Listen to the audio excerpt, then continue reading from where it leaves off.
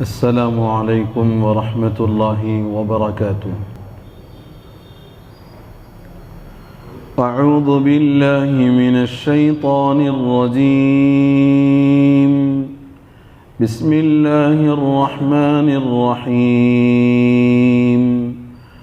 وَإِذْ أَخَذْنَا مِيثَاقَكُمْ وَرَفَعْنَا فَوْقَكُمُ الطُّورَ خُذُوا مَا آتَيْنَاكُمْ بِقُوَّةٍ واذكروا ما فيه لعلكم تتقون ثم توليتم من بعد ذلك فلولا فضل الله عليكم ورحمته لكنتم من الخاسرين وَلَقَدْ عَلِمْتُمُ الَّذِينَ اعْتَدَوْا مِنكُمْ فِي السَّبْتِ فَقُلْنَا لَهُمْ كُونُوا قِرَدَةً خَاسِئِينَ فَجَعَلْنَاهَا نَكَالًا لِمَا بَيْنَ يَدَيْهَا وَمَا خَلْفَهَا وَمَوْعِظَةً لِلْمُتَّقِينَ۔ وَإِذْ قَالَ مُوسَى لِقَوْمِهِ إِنَّ اللَّهَ يَأْمُرُكُمْ أَن تَذْبَحُوا بَقَرَةً قَالُوا أَتَتَّخِذُنَا هُزُوًا قَالَ أَعُوذُ بِاللَّهِ أَنْ أَكُونَ مِنَ الْجَاهِلِينَ قالوا ادع لنا ربك يبين لنا ما هي قال إنه يقول إنها بقرة لا فارض ولا بكر عوان بين ذلك فافعلوا ما تؤمرون قالوا ادع لنا ربك يبين لنا ما لونها قال إنه يقول إنها بقرة صفراء فاقع لونها تسر الناظرين قالوا ادع لنا ربك يبين لنا ما هي إن البقرة شابه علينا وإنا إن شاء الله لمهتدون قال إنه يقول إنها بقرة لا ذلول تثير الأرض ولا تسقي الحرث مسلمة لا شية فيها قالوا الآن جئت بالحق فذبحوها وما كادوا يفعلون۔ صدق اللہ مولانا العظیم۔ قابل احترام عزیز بزرگوں، نوجوان بھائیوں، پس پردہ سننے والی ماؤں اور بہنوں، سورۃ البقرہ کا 8واں رکوع تلاوت کیا گیا ہے، جس میں آیت نمبر 63 سے آیت نمبر 71 تک ان آیات کی تلاوت ہوئی ہے۔ یہ بات تقریباً 2 ہفتوں سے چل رہی ہے کہ سلسلہ تفسیر اس وقت میں واقعات بنی اسرائیل کی طرف مبذول ہے، یعنی بنی اسرائیل کے واقعات ان آیات کے اندر بیان کیے جا رہے ہیں۔ اور یہ بات میں نے گزشتہ بھی بتائی تھی کہ آیات کا اور قصص کا رنگ و آہنگ، طریقہ، سٹائل چینج ہے تھوڑا سا، اس لیے کہ چھٹے رکوع کے اندر جو واقعات کا تذکرہ تھا، ان واقعات میں بنی اسرائیل کی شوخی کا ذکر تھا۔ شوخی کا مطلب ہوتا ہے جیسے شرارتاً نہیں بلکہ کسی کو اپنی طرف مائل کرنے کے لیے کوئی کام کیا جائے، شوقی جس کو کہتے ہیں، آدمی ذرا شوق میں آ جاتا ہے، تھوڑا جھومنے لگ جاتا ہے، تو نہ چاہتے ہوئے کچھ ایسے کام ہو جاتے ہیں جو انسان کو نہیں کرنا چاہیے۔ جیسے شادی کی خوشی میں نہ چاہتے ہوئے لوگ بینڈ پر ناچتے ہیں، حالانکہ سب کو معلوم ہے کہ صاحب بینڈ پر ناچنا غلط ہے، معلوم ہے نا، لیکن خوشی کا ایک ایسا موقع رہتا کہ آدمی وہ ساری چیزوں کو ذہن سے نکال کے اب 3 مار پہ بھی ناچتا، ناگن پہ بھی ناچتا، مرفے پہ بھی ناچتا ہے بھائی، حالانکہ معلوم ہے کہ کرنا نہیں ہے، لیکن نہ چاہتے ہوئے کچھ ایسے کام ہو گئے، اس کو بولتے ہیں شوقی۔ یا اگر کوئی ناچنا نہیں چاہ رہا لیکن دوست زبردستی ہاتھ پکڑ کے کھینچ رہا، اس کو نہیں، وہ دو ٹھمکے لگا دو خالی، تو یہ شوقی ہے۔ اور ایک یہ ہے کہ یہ جانتے ہوئے کہ یہ اللہ کی ناراضگی کا سبب ہے، اللہ کی جو ہے ناپسندیدگی ہے، یہ اللہ کے غضب کو دعوت دینے والا ہے، لیکن اس کے باوجود کہ بھئی لوگ منع بھی کر رہے ہیں کہ یہ کام مت کرو، لیکن جان بوجھ کے اگر وہ کام کرتا ہے تو پھر یہ شرارت ہے،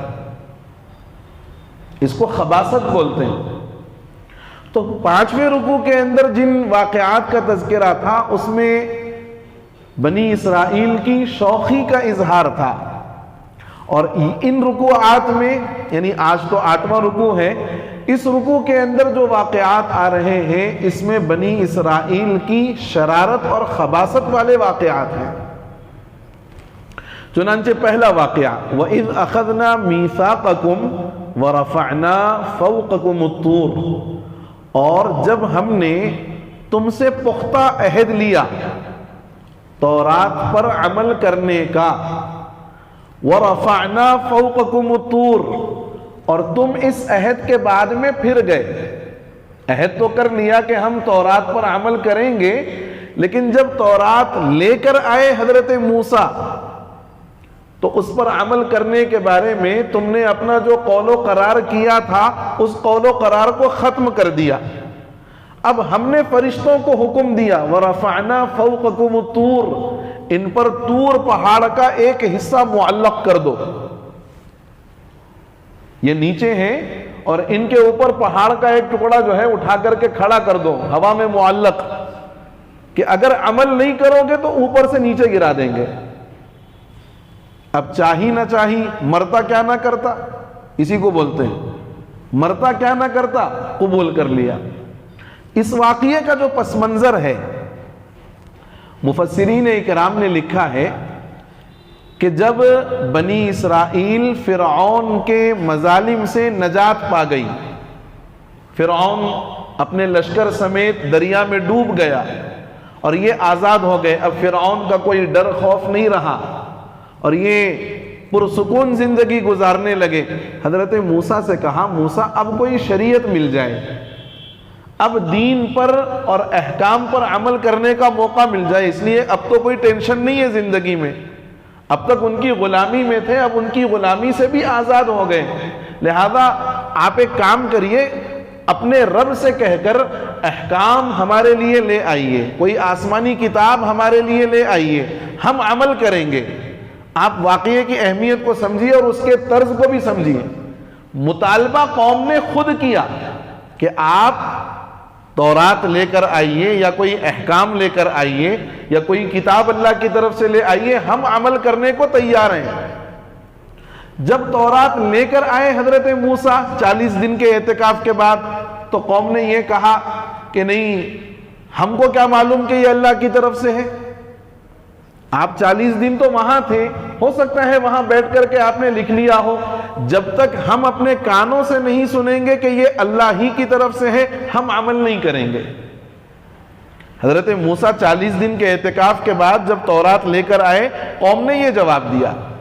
حضرت موسیٰ نے کہا کہ ٹھیک ہے، سننا ہے نا آپ کو اپنے کانوں سے کہ یہ اللہ کی کتاب ہے۔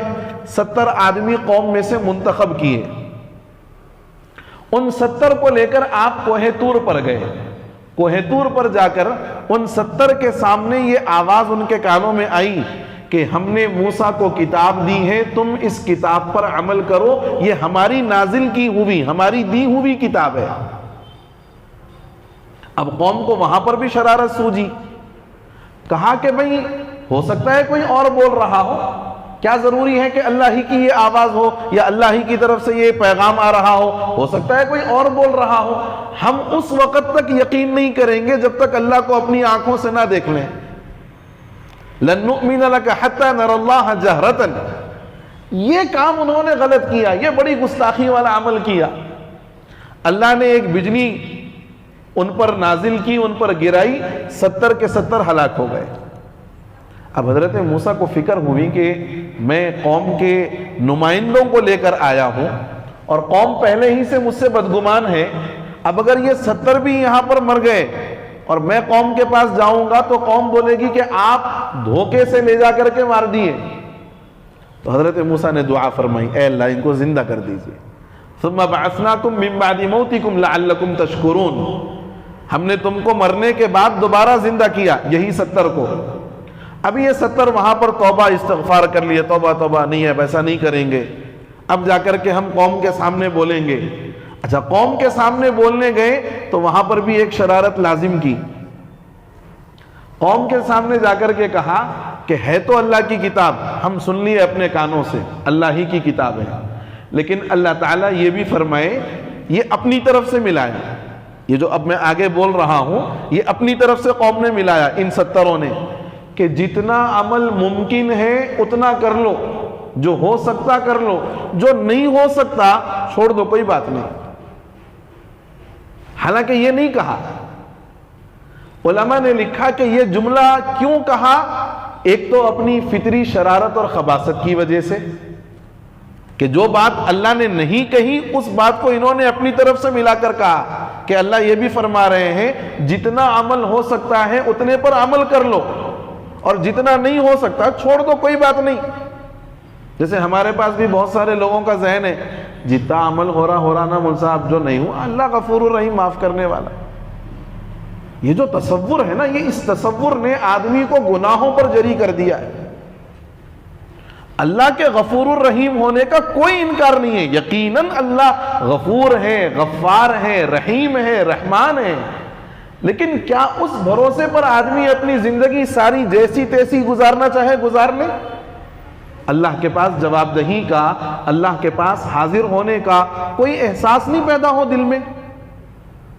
تو قوم نے اپنی طرف سے یہ بات کہی کہ جتنا عمل ہو گیا ٹھیک، نہیں ہوا معاف ہے اللہ کی طرف سے، چھوڑ دو۔ علماء نے لکھا ایک تو اپنی شرارت کی وجہ سے یہ بات کہی، اور دوسرے احکام بھی تورات میں سخت تھے، ان احکام کی سختی کی وجہ سے یہ جملہ کہا، اور اپنی طرف سے ملا کر یہ بات جو اللہ نے نہیں کہی تھی وہ بات انہوں نے اپنی طرف سے ملا کر دی۔ جب یہ تین چیزیں ہوئی، فطری شرارت، احکام کی سختی، اور جو بات اللہ نے نہیں کہی اپنی طرف سے ملا کر انہوں نے کہی ان 70 نے، تو پوری قوم کو ایک گویا یوں سمجھیے کہ بھئی ہیلا مل گیا، موقع مل گیا کہ صاحب جب یہ سب چیزیں ہیں اب ہم سے تورات پر عمل نہیں ہوگا۔ اب پوری قوم نے کہا کہ ہم سے تورات پر عمل نہیں ہوگا۔ اسی کا تذکرہ اس آیت کے اندر ہے۔ وَإِذْ أَخَذْنَا مِيثَاقَكُمْ، یاد کرو اس وقت کو جب ہم نے تم سے پکا عہد لیا، کس بات کا؟ کہ تم تورات پر عمل کرو گے، لیکن جب تورات آئی اور تم نے اس پر عمل نہ کرنے کی بات کہہ دی حضرت موسیٰ سے کہ ہم سے اب تورات پر عمل نہیں ہوگا، تو ہم نے کہا وَرَفَعْنَا فَوْقَكُمُ الطُّورَ، ہم نے بلند کر دیا تمہارے اوپر طور پہاڑ کا کچھ حصہ۔ اللہ نے فرشتوں کو حکم دیا کہ بھئی لے کر کھڑا ہو جاؤ، عمل نہیں کریں گے فوراً گرانا، مریں گے اب۔ تو اب مرتا کیا نہ کرتا، عمل کر لیا۔ یہاں ایک سوال ہے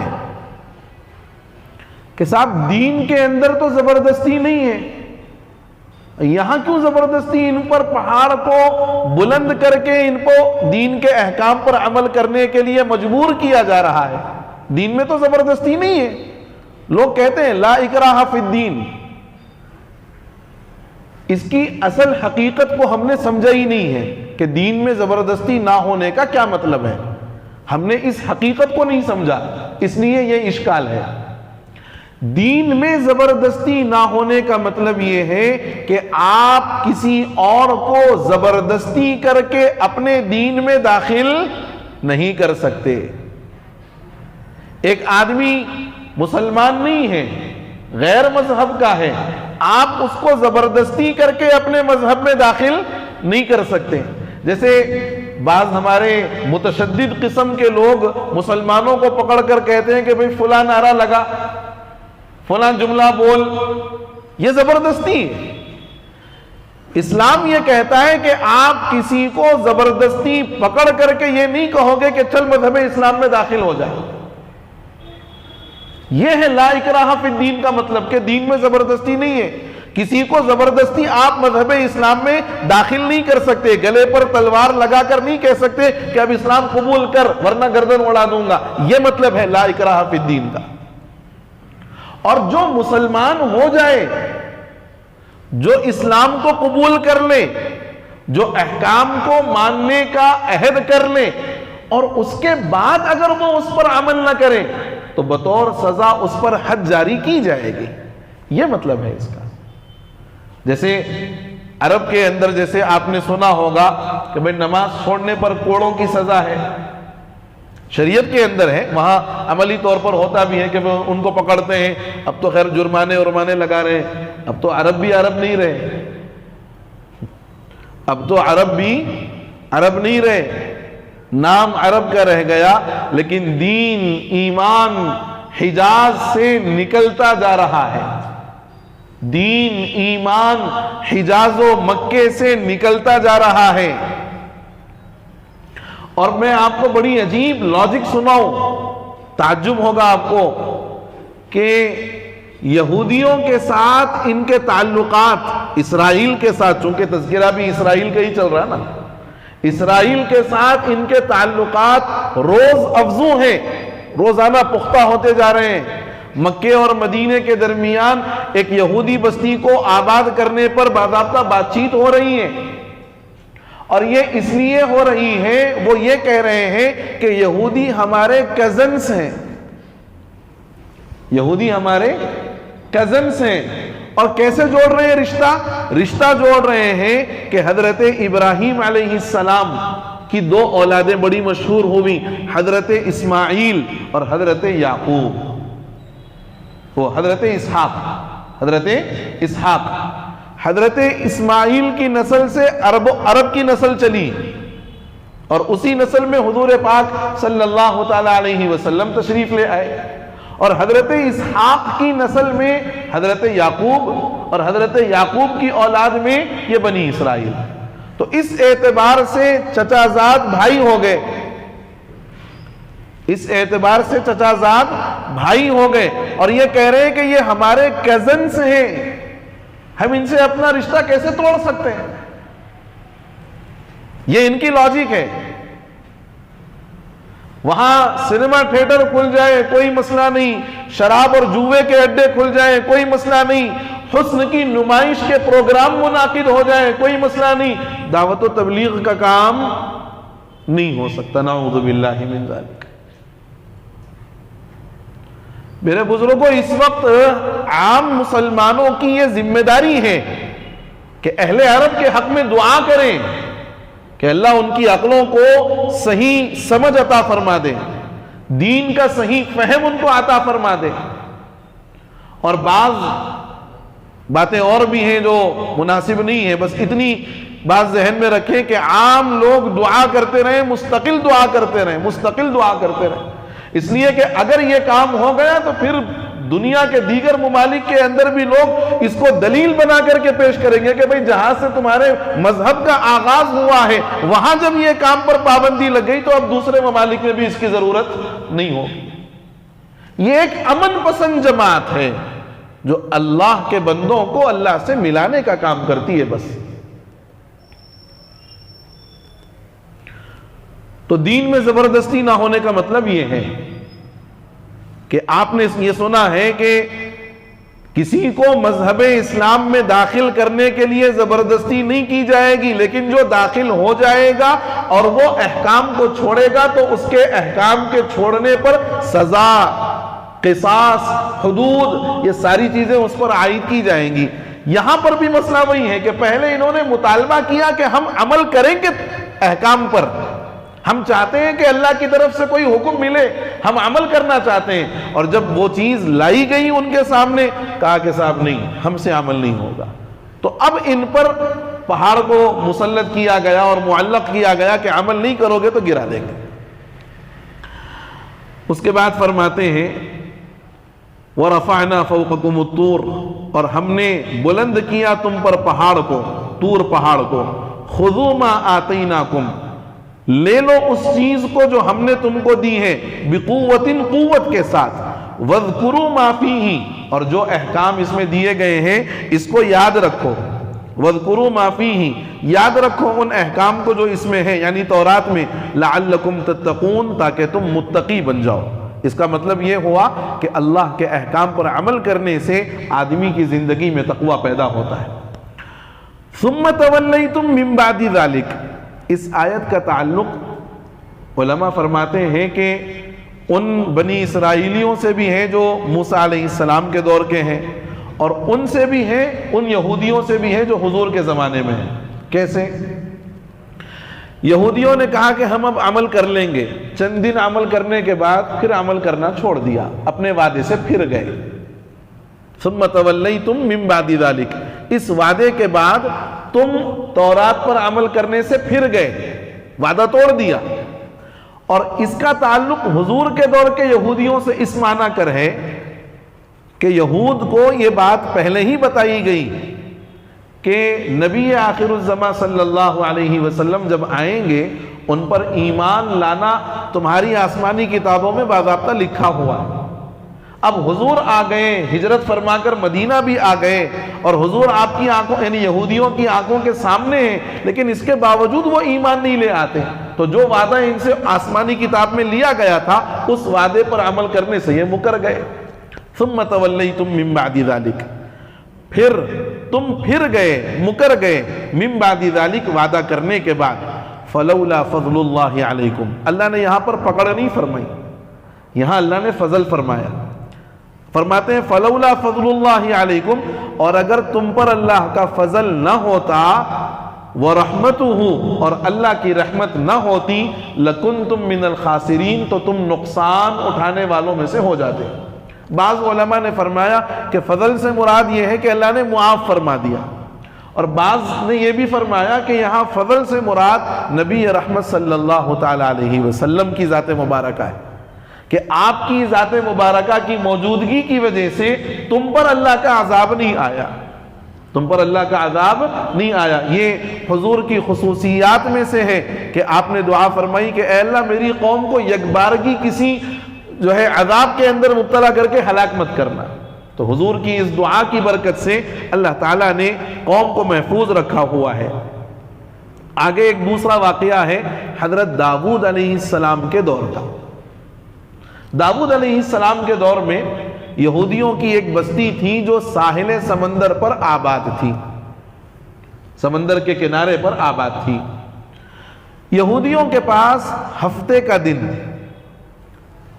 عبادت کا دن ہے، تعظیم کا دن ہے، جیسے مسلمانوں کے پاس جمعہ کا دن بطور خاص عبادت کے لیے خاص ہے، اور عیسائیوں کے پاس اتوار کا دن ہے، یہودیوں کے پاس ہفتے کا دن۔ اللہ نے فرمایا کہ جب عبادت کا دن آئے تو کوئی دوسرا کام مت کرنا، صرف میری عبادت کرنا۔ اس قوم کا یہ حال تھا، اللہ نے آزمائش بھی ڈالی کہ ہفتے کے دن اس قوم کا معمول تھا کہ مچھلی پکڑتے تھے، بیچتے بھی تھے، کھاتے بھی تھے، گزر بسر بھی اسی پر ہوتا تھا۔ اللہ کی طرف سے آزمائش یہ ہوئی کہ عام دنوں میں مچھلیاں اتنی اوپر نہیں آتی تھی، ہفتے کے دن ایسے سمندر کے بالکل اوپری حصے میں مچھلیاں آ جاتی تھی۔ اب ان کا دل چاہ رہا ہے کہ بھئی مچھلی پکڑیں، لیکن عبادت کا دن ہے، کوئی کام اور نہیں کر سکتے، لہذا منع ہے۔ اب ان لوگوں نے ایک ہیلا کیا۔ حیلہ یہ کیا کہ اپنے گھروں سے متصل حوض بنا دیے، کچھ گڑھے بنا دیے، اور یہ کیا کہ ہفتے کے دن جتنی مچھلیاں آتی وہ اس راستے سے حوض اور گڑھے میں جا کر کے گر جاتی، اور اتوار کے دن جا کر کے یہ لوگ نکال لیتے۔ حیلے کے ذریعے سے حکم کو بدلا۔ یہاں تھوڑی بات توجہ سے سمجھنے کی ہے، حیلے کے ذریعے سے حکم کو بدلا، اور نہ صرف یہ کہ حکم کو بدلا، جب یہ کام کرتے کرتے ان کا مزاج اسی کا عادی ہو گیا تو چند دنوں کے بعد میں باضابطہ ہفتے کو بیٹھ کر کے بھی شکار کرنے لگ گئے۔ تو یہ حکم خداوندی کے ساتھ استہزاء اور مذاق کیا انہوں نے، حکم خداوندی کے ساتھ استہزاء اور مذاق کیا کہ اللہ منع فرما رہے ہیں اور یہ ہیلا بہانہ کر کے اس کام کو مستقل کرتے جا رہے ہیں۔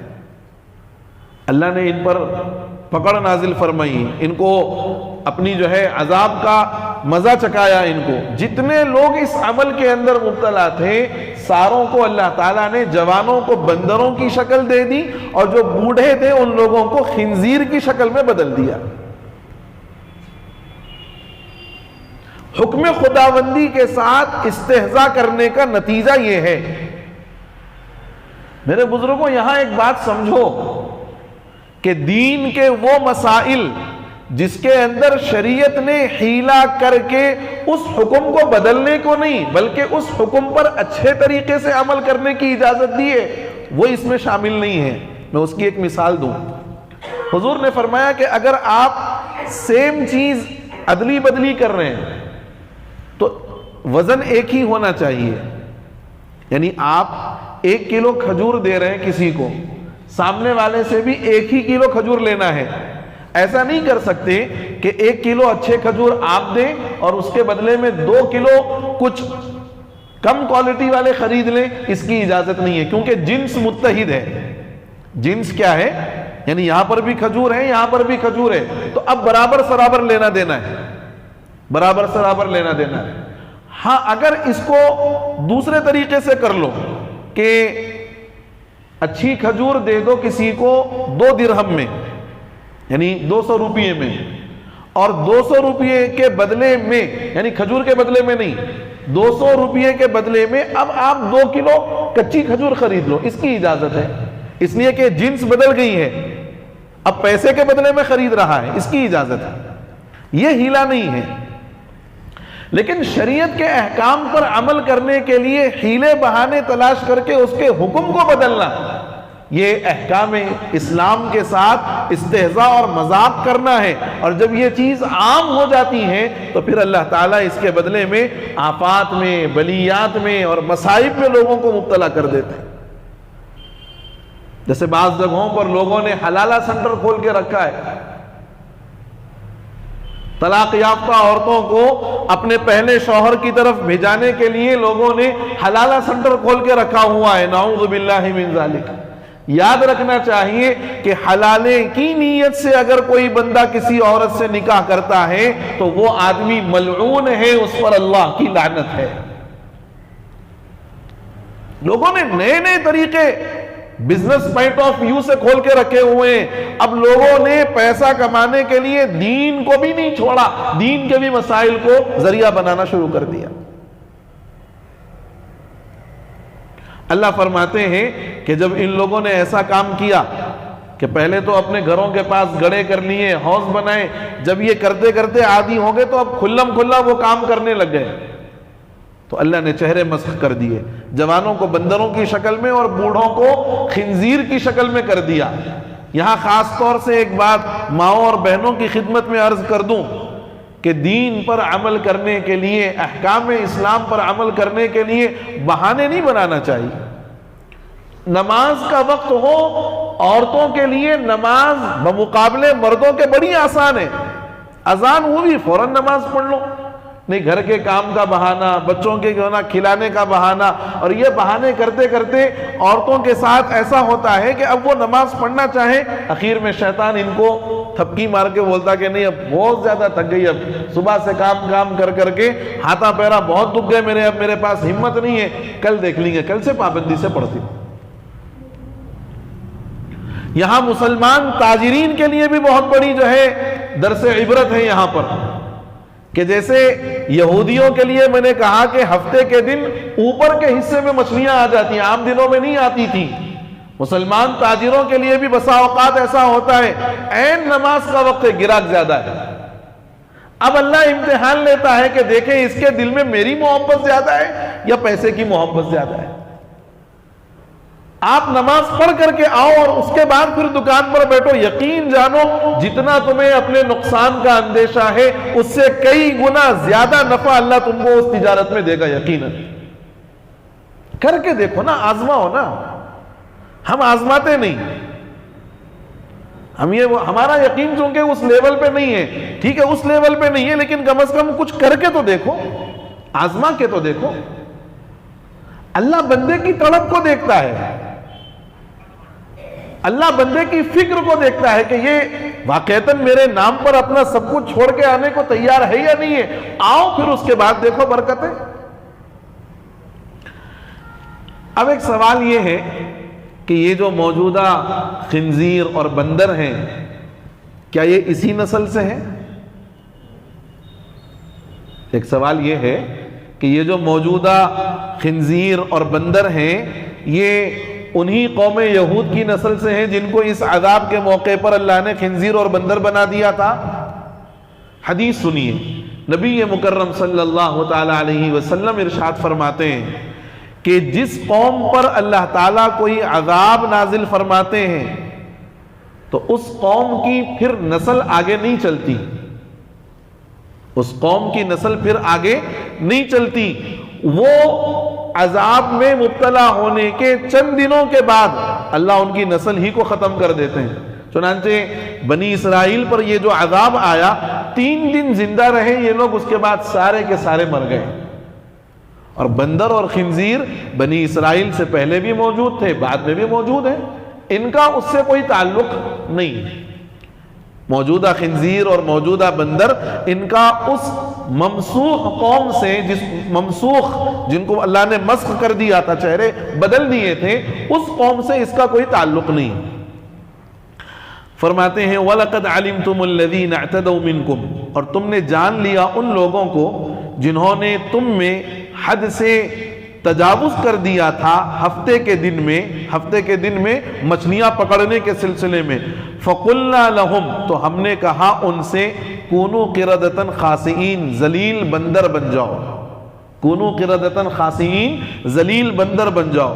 فَجَعَلْنَاهَا نَكَالًا لِمَا بَيْنَ يَدَيْهَا وَمَا خَلْفَهَا وَمَوْعِظَةً لِّلْمُتَّقِينَ، ہم نے ان لوگوں کے حال کو عبرت بنا دیا ان لوگوں کے لیے جو اس دور میں تھے، لما بین یدیہا، جو اسی وقت کے تھے، وما خلفہا، اور بعد میں آنے والوں کے لیے بھی ہم نے عبرت بنایا، وموعظۃ للمتقین، اور اللہ سے ڈرنے والوں کے لیے ان کا یہ واقعہ نصیحت ہے۔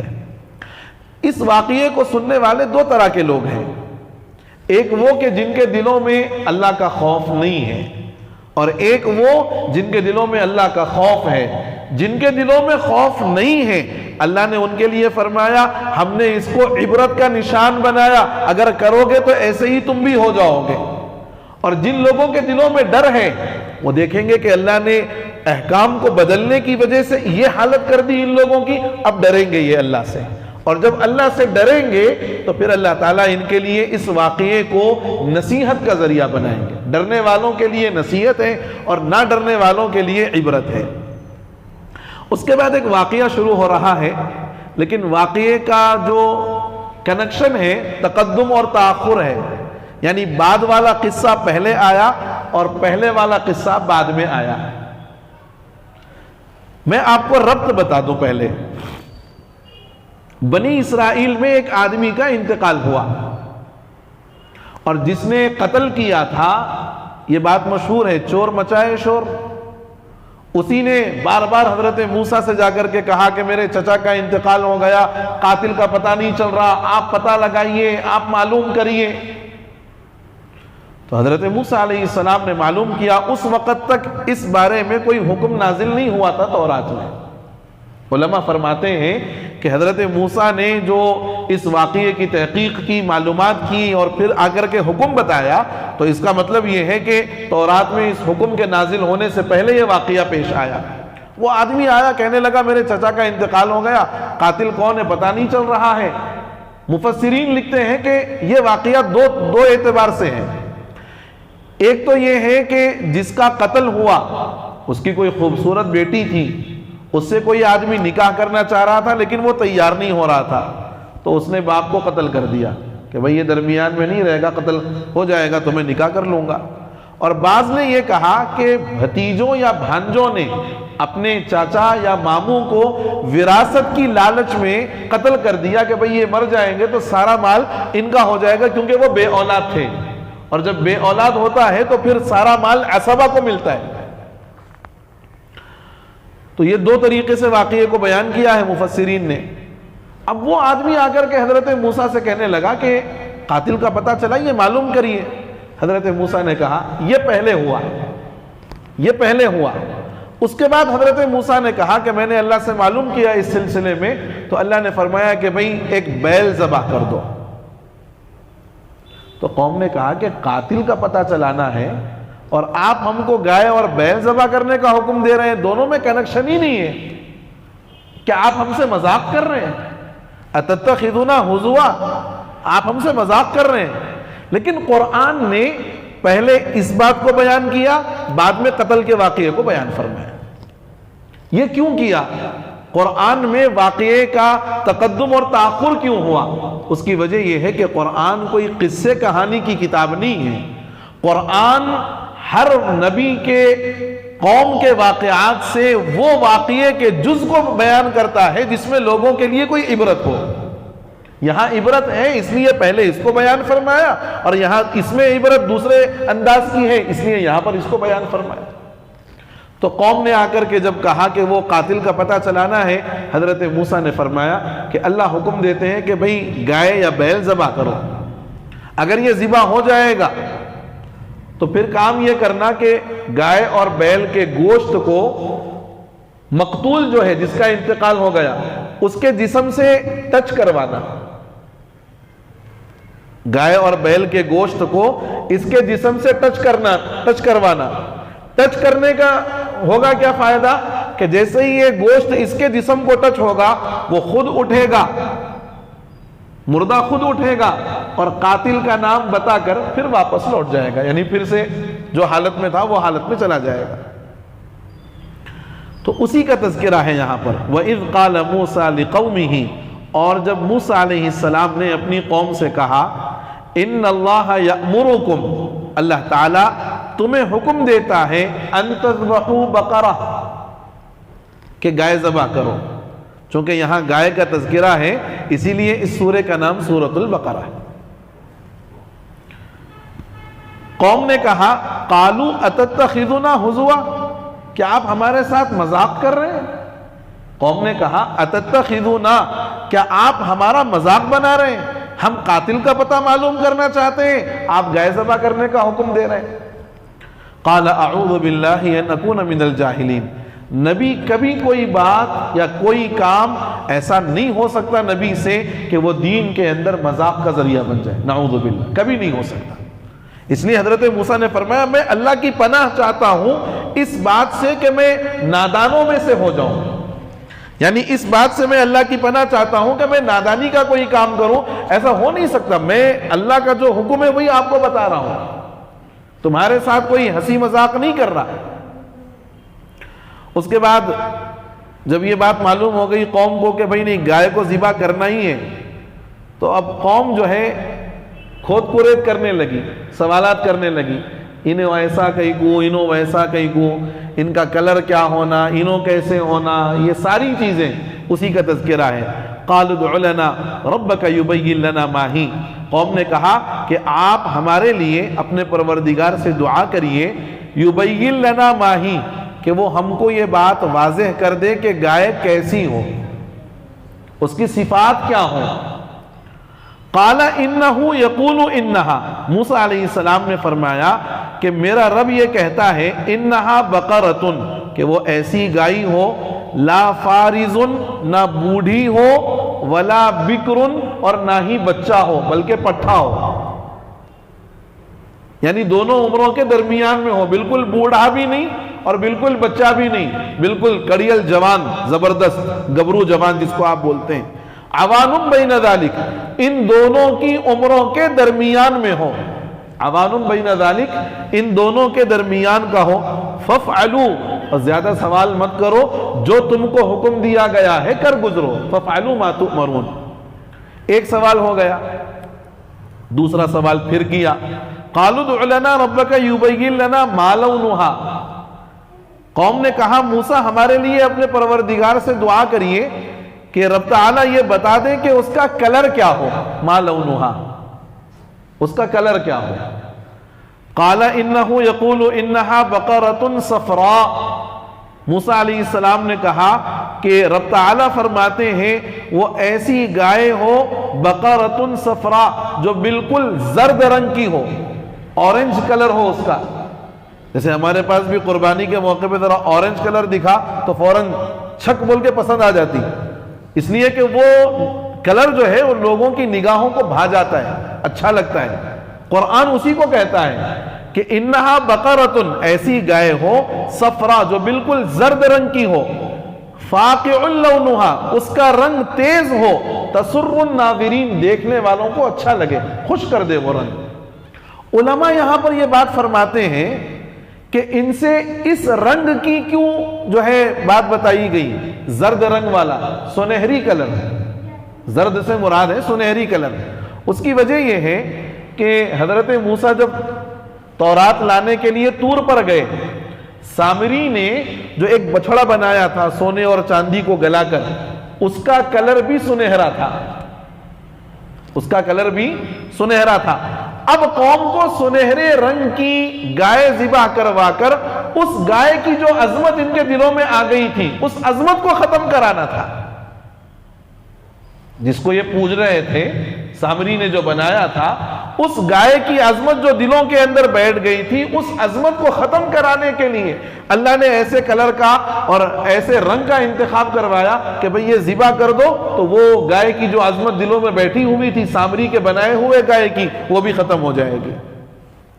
دو سوال ہو گئے، پھر تیسرا سوال، قالوا ادع لنا ربک یبین لنا ما ہی، قوم نے کہا کہ موسیٰ اپنے رب سے یہ دعا کریے کہ ہمارے لیے یہ بتا دے کہ وہ کیسی ہو، یعنی اس کی صفات کیا ہو۔ یعنی آپ نے شروع میں تو بتائے، دو صفات بتائیں، بوڑھی بھی نہیں ہونا، جوان بھی نہیں ہونا، پٹھی ہونا، اور کلر بھی بتا دیے، لیکن اور تھوڑا ہمارے کو اشتباہ ہے، یعنی اور ذرا بات سمجھ میں نہیں آئی، ذرا اب کی مرتبہ آپ بتائیے، اچھا تو پھر ہم ایک کام کریں گے کہ اب تو ہم جو حکم ملا ہے کر گزریں گے۔ ان البقرہ تشابہ علینا، کیونکہ گائے ہم پر مشتبہ ہو گئی، ہمارے کو نہیں سمجھ میں آ رہا کہ بھئی گائے کیسی ہونا۔ وَإِنَّا إِنشَاءَ اللَّهُ، اور انشاءاللہ اللہ نے چاہا تو ہم ضرور اب راہ یاب ہو جائیں گے، یعنی گائے کو پورے صفات کے ساتھ اب ہم سمجھنے والے ہو جائیں گے، اور جیسی گائے مطلوب ہے ویسی گائے ہم انشاءاللہ لا کر کے ذبح کریں گے۔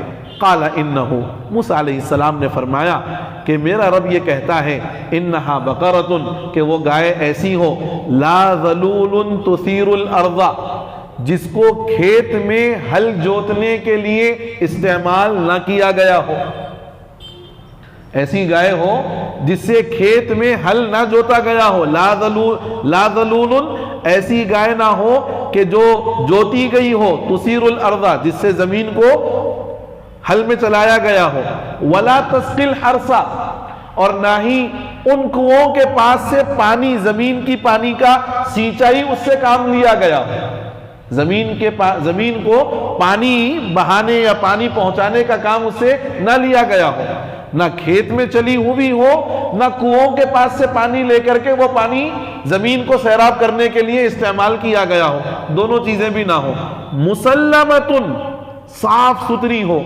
لا شیۃ فیہا، اس میں کوئی دھبا نہ ہو، اس میں کوئی دھبا نہ ہو۔ قالوا الآن جئت بالحق، قوم نے کہا اب آپ نے بالکل درست بات بتائی ہے، صحیح صحیح بات آپ نے بتا دی ہے. فذبحوها، جاؤ اس کو ذبح کرو. اور فذبحوها، قوم نے ایسی گائے کو ذبح کیا. وما کادوا یفعلون، اور وہ یہ ذبح کرنے والے نہیں تھے. یعنی ان کے سوالات سے ایسے معلوم ہو رہا تھا کہ خالی لیت و لعل قیل و قال کے اندر یہ معاملے کو نمٹا دینا چاہ رہے ہیں، کرنا ورنا نہیں ہے. ان کو کرنا ورنا نہیں ہے، بس قیل و قال کر کے جو ہے نا معاملے کو ٹھنڈا کر دینا چاہ رہے ہیں. تو بہرحال یہ ساری جو ہے صفات کے بعد یہ لوگ گئے اس گائے کو ڈھونڈنے کے واسطے کہ بھئی درمیانی عمر کی گائے ہو، کھیت میں چلائی ہوئی بھی نہ ہو، اور پانی بھی اسے جو ہے نا نہ لیا گیا ہو، سیراب نہ کیا گیا ہو. ایسی گائے کہاں سے ملے گی؟ ڈھونڈتے ڈھونڈتے ایک ایسے گاؤں میں پہنچے جہاں ایک بیٹا اور اس کی ماں، یہ دونوں تھے. کلر بھی اس کا ہو گیا تھا کہ بھئی سنہرا کلر ہونا ہے. ان کے پاس وراثت میں اس بچے کو آئی تھی اپنے باپ سے وہ گائے. وہ گائے بنی اسرائیل کے لیے طے ہوئی کہ اب اس کو لینا ہے اور اس کو ذبح کرنا ہے. قیمت اس کی طے ہوئی، اس کے چمڑے میں جتنا سونا آ سکتا ہے وہ اتنا سونا بھر کر کے وہ قیمت ان کو دیں گے تو یہ گائے آپ کو ملے گی. علماء نے لکھا ہے کہ وہ بچہ جس کے پاس یہ گائے تھی اور جس کو یہ لوگ خریدنے کے لیے آئے تھے، یہ اپنے ماں کا بڑا خدمت گزار تھا. یہ اپنی ماں کا بڑا خدمت گزار تھا. اس خدمت کے نتیجے میں اللہ تعالیٰ نے اس کی دنیا بھی بہتر بنائی، آخرت تو بہرحال بہتر ہونی ہی. یہاں یہ بھی سبق ہے کہ ماں باپ کی اگر خدمت کرو گے اور اپنے لیے سعادت سمجھتے ہوئے خدمت کرو گے تو یاد رکھو دنیا یقیناً بھلی بنے گی، دنیا میں لازماً ترقی ہوگی. اور اگر ماں باپ کی خدمت نہیں کرو گے اور ماں باپ کو چھوڑ دو گے تو پھر یاد رکھو نہ دنیا میں کسی ٹھکانے کے رہو گے، آخرت تو بہرحال ہے ہی ہے. کیونکہ علماء فرماتے ہیں کہ جن گناہوں کی سزا آخرت میں ملنے کے ساتھ ساتھ دنیا میں لازماً ملتی ہے، اس میں ایک ہے ماں باپ کے ساتھ برا سلوک کرنا. جو اولاد اپنے ماں باپ کے ساتھ برا سلوک کرتی ہے، یاد رکھو اس کا وہ گناہ اور اس کی سزا اسی دنیا میں مل کر رہے گی. آخرت میں تو ملنا ہے ہی لیکن دنیا میں بھی لازماً ملے گی. اور اگر ماں باپ کی خدمت کرو گے، ماں باپ کے خدمت کو اپنے لیے سعادت سمجھو گے، دنیا بھی بھلی ہوگی آخرت بھی بھلی ہوگی. جیسے اس بچے کو اس گائے کے چمڑے میں آنے کے برابر اتنا سونا قیمتاً دیا گیا اور وہ گائے اس سے لے کر کے ذبح کی گئی. مفسرین لکھتے ہیں کہ اگر یہ سوال جواب نہ کرتے اور کوئی سا بھی بقرہ لے کر کے ذبح کر دیتے کام ہو جاتا. لیکن جتنا قیل قال کرو گے، جتنا کھود کرید کرو گے، اتنے پھر مسائل اور اتنی جو ہے پابندیاں جو ہے بڑھتی چلی جائیں گی. یہاں انہوں نے ایسا ہی کیا. بس یہاں تک بات ہو گئی، رکوع مکمل ہوا. اللہ سے دعا ہے کہ اللہ تعالی ہم سبوں کو قرآن سمجھنے، قرآن پر عمل کرنے اور قرآن کے احکامات سے اپنی زندگیوں کو منور کرنے کی توفیق نصیب فرما دے. ایک سوال آیا ہے کہ حجام کی کمائی حلال ہے، حجام کو اپنا گھر یا ملگی کرائے پر دے سکتے ہیں، کرایہ حلال ہوگا؟ حجام کی کمائی بہرحال حلال ہے. باقی جو وہ داڑھی بناتا ہے تو وہ داڑھی بنانے کے سلسلے میں علماء نے لکھا کہ یہ چیز غلط ہے، یہ گناہ پر تعاون کرنے والا ہے. تو داڑھی بالکل شیو کر دیتا ہے، یہ شیو کر دینا غلط ہے حجام کا. ہم لوگ دیوبند میں پڑھتے تھے تو دیوبند میں باضابطہ بعض دکانوں پر یہ لکھا ہوا ہے کہ یہاں صرف سر کی حجامت بنائی جاتی ہے، داڑھی یہاں پر نہیں مونڈ سکتے ہم، داڑھی نہیں مونڈی جاتی. باضابطہ وہ لکھ کر کے لگاتے تھے. تو بہرحال یہ گناہ پر تعاون کرنا ہے، لیکن اس عنوان پر اس کو ملگی کرائے پر دے سکتے ہیں، بالکل دے سکتے ہیں، کوئی مسئلہ نہیں. کرایہ بھی حلال ہوگا انشاءاللہ، کوئی اس میں وہ نہیں ہوگا. باقی احتیاط کرنا یہ تقوی کے مناسب ہے. باقی فتویٰ اس پر ہے کہ بھئی آپ دے سکتے ہیں. تقوی یہ ہے کہ بھئی آپ نہ دیں، یعنی آپ کو جو اشتباہ ہو رہا ہے کہ بھئی یہ داڑھی بھی نکالتا ہے اور وہ کرتا ہے، تو اس اشتباہ کے اس پر تقوی تو یہ ہے کہ بھئی نہ دیں، لیکن فتویٰ یہ ہے کہ آپ دے سکتے ہیں، اجازت ہے. بچوں کا ذہن تیز ہونے کا وظیفہ یا دعا دیجئے. دیکھو بھئی بچوں کا ذہن جو تیز ہوتا ہے نا، سب سے پہلی چیز ہے حلال کھلانے سے. حلال کھلانا یہ سب سے بڑی چیز ہے، سب سے بڑی چیز ہے۔ مشتبہ مال بھی نہیں کھلاؤ، جس مال میں اشتباہ ہے وہ مال بھی نہ کھلاؤ، اور صدقے ودقے کی چیزیں، ایصال ثواب کی چیزیں، اس میں بھی احتیاط کرنا چاہیے۔ یہ مستحق لوگوں کے کھانے کی ہے۔ میں آپ سے ایک سوال کر لوں، یعنی میں آپ کو ایک مسئلہ بتانا چاہ رہا ہوں۔ ہمارے پاس ایصال ثواب کے عنوان پر بہت ساری دعوتیں ہوتی ہیں، اور بہت سارے مواقع ایسے آتے ہیں کہ لوگ ایصال ثواب کر کے لوگوں کو کھانا کھلاتے ہیں۔ برسی ہے، چہلم ہے، اور زیارت ہے۔ مسئلے کو سمجھو پہلے۔ برسی میں بھی ہم مرحوم کے نام پر کھانا کھلاتے، چہلم میں بھی وہی کرتے، زیارت میں بھی وہی کرتے۔ کس کو بلا کے کھلاتے صاحب؟ رشتہ داروں کو بلاتے، آس پڑوس کے لوگوں کو بلاتے۔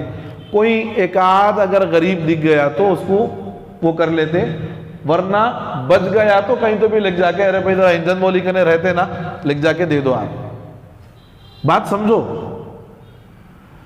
کھانے کی دعوت آپ دیے، پورا خاندان آ کے کھایا، ایصال ثواب کی شکل ہے، کر سکتے ہیں، بالکل شریعت اجازت دیتی ہے، کرو، لیکن متعین مت کر لو کہ بھئی 3 دن میں کرنا ہے، 7 دن میں کرنا ہے، 40 دن میں کرنا ہے، سال ہوتے ہی کرنا ہے۔ نہیں، جب آپ کا دل چاہے آپ کرو ایصال ثواب جتنا پہنچا اتنا اچھا ہے نا بھئی۔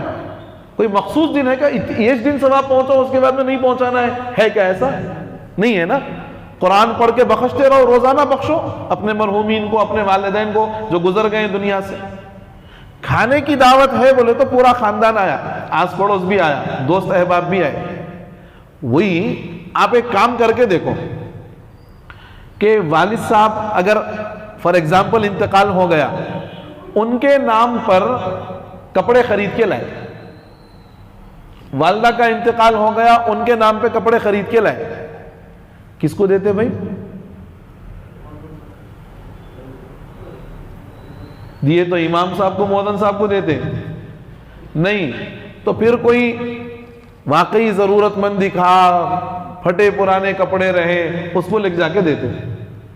دیو نا پھر اپنے دوست کو، گھر کے بازو والے کو، بھائی میرے والد صاحب کے نام پہ ایصال ثواب کے واسطے لایا جی، ذرا پہن لو نا۔ دیو نا خاندان والوں کو، بابا جان کے ایصال ثواب کے واسطے لایا، خالمہ اماں کے واسطے لایا، اماں کے نام پہ لایا ساڑی، ذرا پہنو نا۔ اے مردے کیا سمجھ رہا ہے میرے کو؟ کیسی دکھ رہی ہوں تیرے کو؟ یہ جواب ملتا نہیں ملتا؟ ارے بولو جی، یہ جواب ملتا۔ کپڑا پہننے کو تیار نہیں ہے، کھانے کو کیسا تیار ہو گئے؟ کپڑا پہننے کی جگہ اپنے آپ کو مستحق نہیں سمجھ رہے آپ، صحیح ہے، مستحق نہیں ہے آپ، کھانے کی جگہ کیسا مستحق ہو گئے؟